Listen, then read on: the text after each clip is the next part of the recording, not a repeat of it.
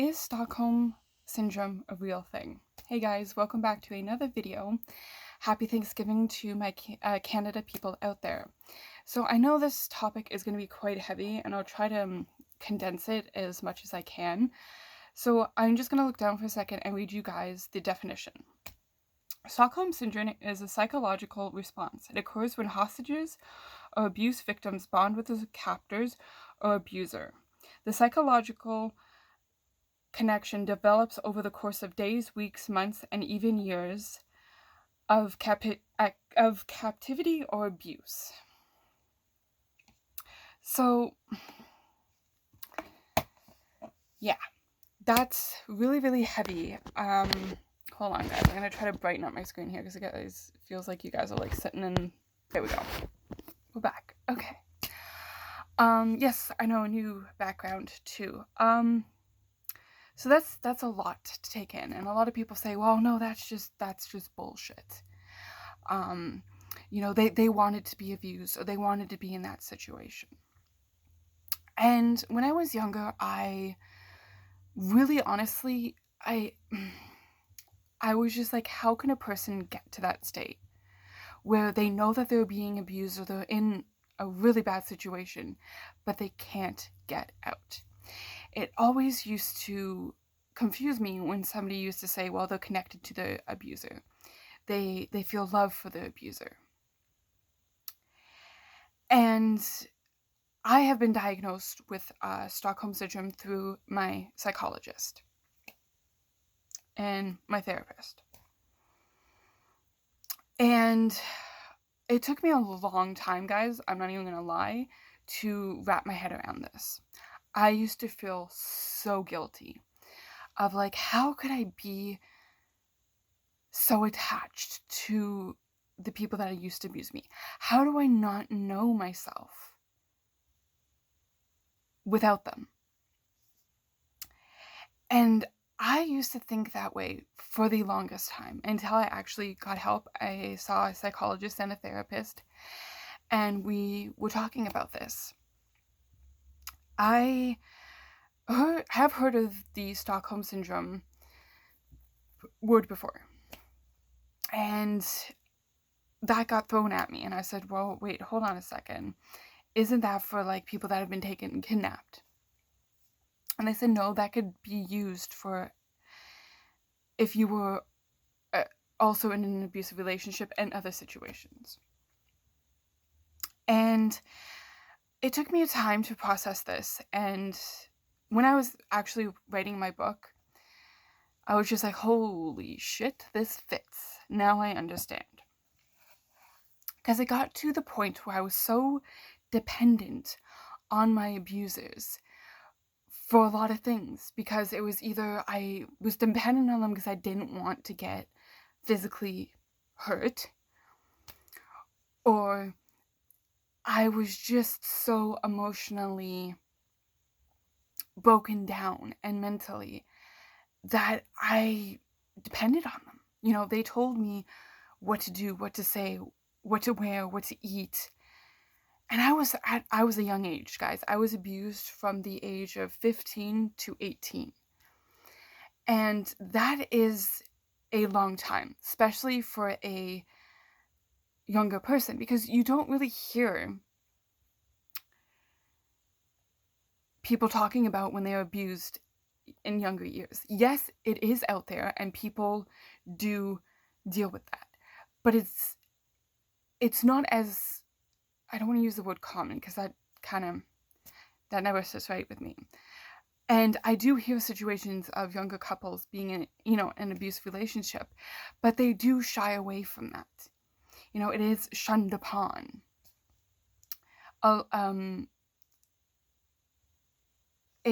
It's more talked about, like I know this isn't going to make a lot of sense, and a lot of people are going to be like, oh, no, I heard about this. But throughout my research, and yes, I did research into this, guys, that abuse victims come out in later years. They don't come out when they're younger, for multiple reasons. And being so codependent on somebody or multiple people and having that ripped apart from you, And then kind of just sitting there going like, holy shit, who am I? What can I do? Like, you don't physically, mentally, and emotionally know what to do. And my abusers, they would do this constantly to play with me. I would be so invested in, like, oh, I have to listen to them. I have to do this because I don't want to get hurt physically. I know I was getting fucked up mentally, but I just didn't want to do the physical part. I didn't want to hide the bruises. It's just a whole lot of other stuff, guys. And then they would just say, oh, fuck you. We're done with you. Like, go away. Like, we're not done with you. We're not done. We're not done with you, but we're done with you. And that was such a psychological fucking mess. And, this went on for years.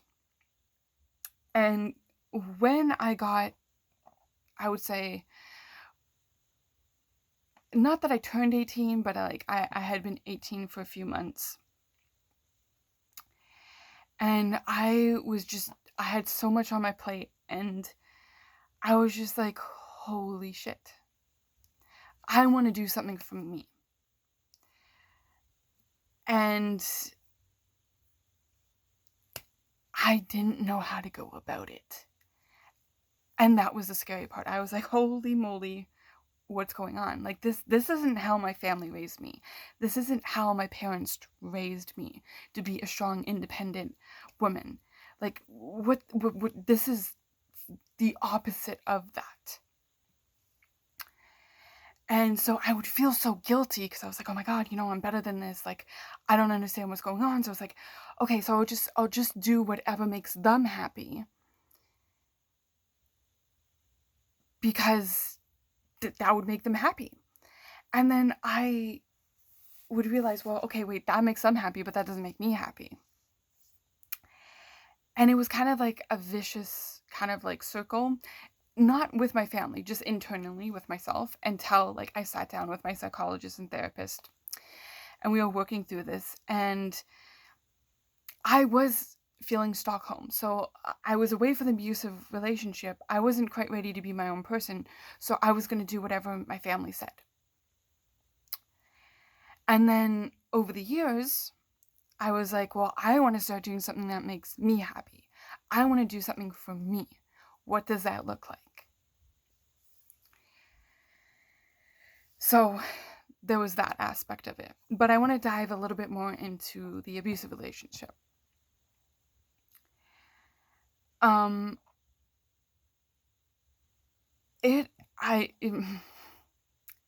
was a very unhealthy thing. Like, abuse aside, it was very psychologically damaging. And, I did do stuff, guys, that I am not proud of. I'm not playing the victim here. I will never see myself as a victim. Because I did do some unpleasant shit, okay? I didn't abuse them. I just did unpleasant stuff for me, to degrade myself more. Most of it was to make them happy, because it was kind of like a 50-50. Okay, if I don't do this one thing for them, I'm literally gonna get my ass beaten. Oh, if I do it for them, it's gonna make me feel like shit, but the beating will not happen. And it's so scary being dependent on people and not knowing how to exist without them. And it was so scary for me. And I didn't know how to process this. And I wasn't ready to talk about it. So I did turn to, not nice things for myself.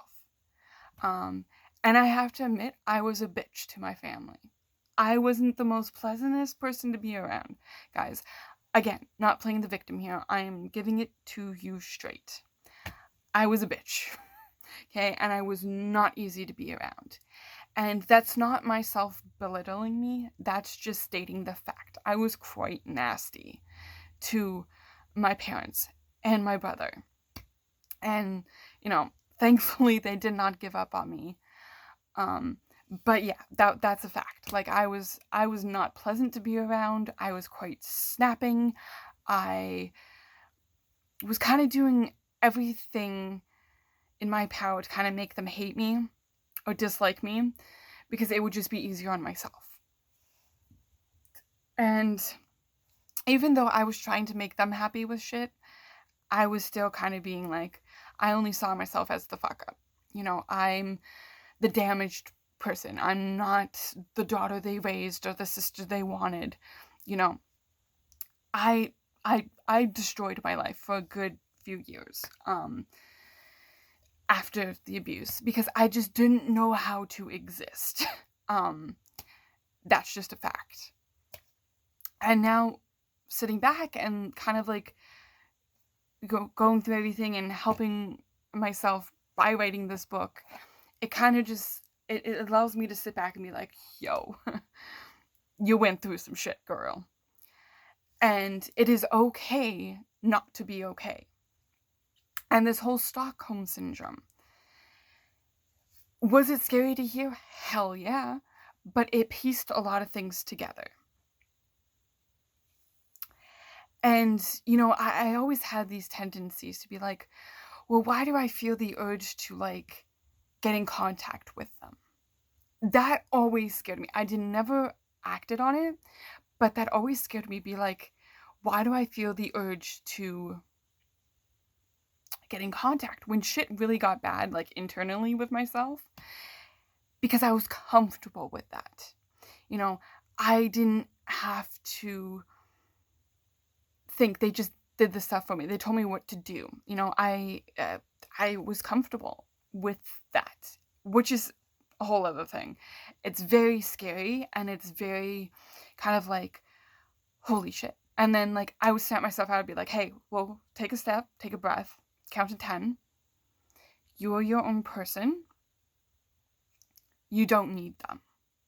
And that is a tug of war. Sometimes to this day, when I get internally fucked up and my brain is just not having it, like some urges would be like, oh, hey, do you want to go back to that person that you want to be? Because it was a little bit easier. I mean, it was fucking hard, but it was easier. You know that. You're familiar with that. You're comfortable with that. And, I have to snap myself out and be like, hey, whoa, time out. Not a healthy situation at all. You have come so far. You don't need them. Take a breath. Take a minute. Process. Reach out to somebody. Reach out to a friend.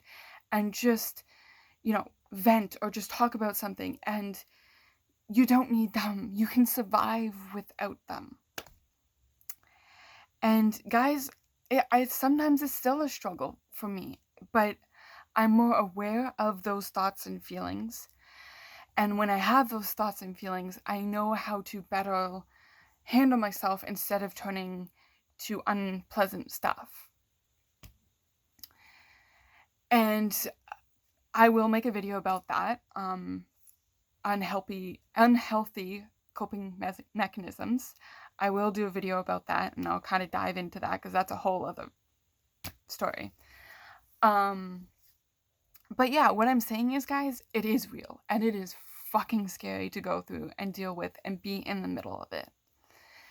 But when someone, brings up that topic, don't shrug it off and be like, oh, haha, it's not a joke. They could be reaching out. In certain situations, they are different. They kind of are, but they're kind of not. So don't take it for granted. Don't, brush it off.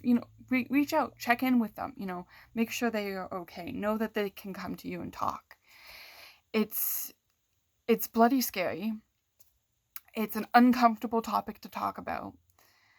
And it takes a long, long time to get over it. Guys, I am 26. I have been out of this relationship for, hold on, let me count it out. Almost 9 years. I have been out of that relationship and situation for almost 9 years, and I'm still dealing with the trauma from it. And that's me working on it every single day. And it is scary. It is hard. It is exhausting. But guys, you're not alone. And I know you feel alone, because trust me, if you're dealing with this, or you know somebody that is dealing with this, or going through something kind of different, you feel so alone. All the books and all the magazines and all the talk shows that say, oh, you're not alone, blah, blah, blah. It is, yes, you hear it and you're like, oh, okay, cool. But you don't process it until you're ready to process it. You know, that's what I had to learn. And I've said it in other videos, that you can't help yourself until you want it. And that is something that I've learned. And yeah, it's an everyday learning experience and process, and kind of just figuring everything out as you go along. It is not easy. It is frustrating. And like I said, exhausting. But I know how it feels like to be so alone. Even when you're not alone, you feel alone.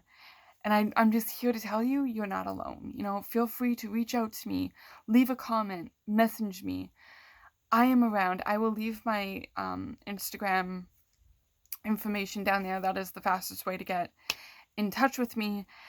And, you know, I am here for you guys. I know so many people say that, you know, we're here for you, blah, blah, blah.